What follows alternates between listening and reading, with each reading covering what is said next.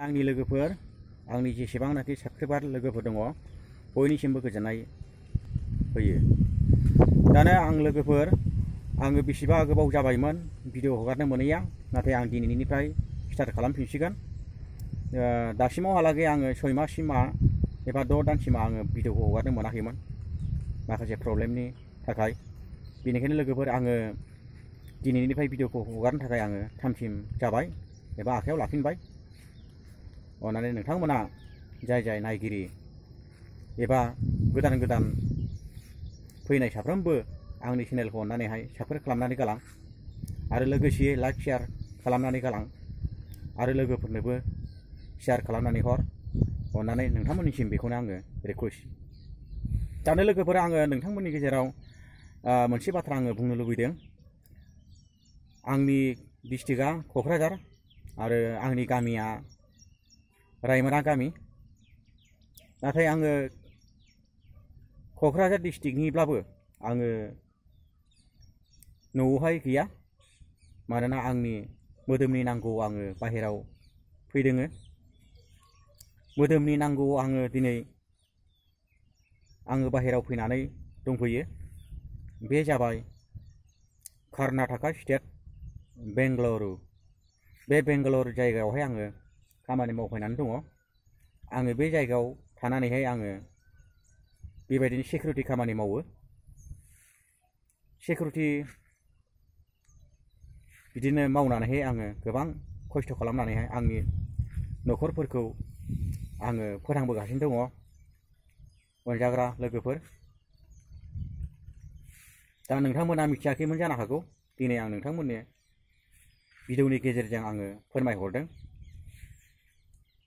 आरो लोगोसे आङो जेराव आं डिउटि मावदों बे डिउटि जायगाखौ आङो खिन्थाहरनो नागिरदों।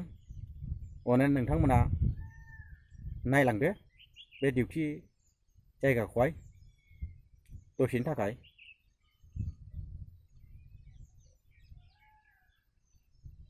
नैबे जाहैबाय लोगोफोर, नैबे जाहैबाय सिकिउरिटि केबिन। नोंथांमोना नुगासिनो दङ। नैबे जाहैबाय सिकिउरिटि केबिन। नैबावहाय जोङो थानानै गोबां एन्ट्रि खालामो आरो रेजिस्टार बायदि रोखोम जोङो गारि एन्ट्रि खालामो। आरो मोनसे आं खोन्थाहरबावनो गोसो जादों। नैबे जाहैबाय मेन गेट। बेजोंहाय भिजिटरफोर फैयो थाङो, सोरखौबा लोगो हमनो फैयो आरो सोरजोंबा मेनेजारफोरजों एबा सोरबा स्टाफफोरजोंहाय रायलायनानैहाय थाङो। नैबे मेन गेटजोंहाय ओंखारनो थाङो, नाथाय जों बिसोरखौहाय एन्ट्रि खालामनांगौ बे गेटआवहाय। आरो लोगोसे लोगोफोर,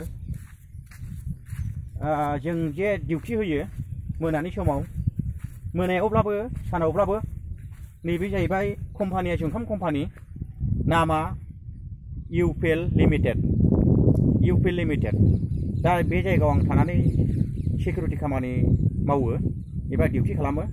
नैबे जाहैबाय जुंखाम कम्पानि। नैबे गासिबो जुंखाम कम्पानि आरो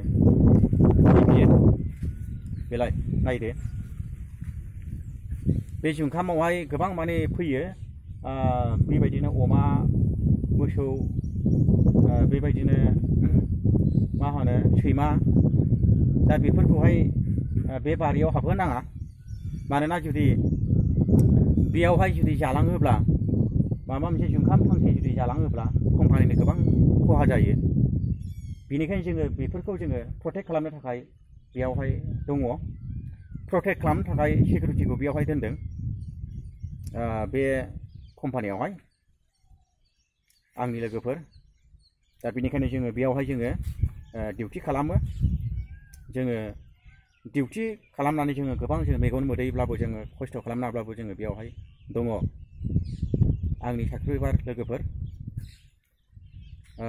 नोंथांमोना नुबायना, आङो उनावहाय आं दिन्थिबावगोन, खोन्थाबावगोन। माखासे गोबां जायगाफोर दंबावो। आङो भिडिअखौ इसेबां गोलाव खालामालाबा आङो भिडिअखौ बेयावनो आं सुंद'यै लाबोबाय।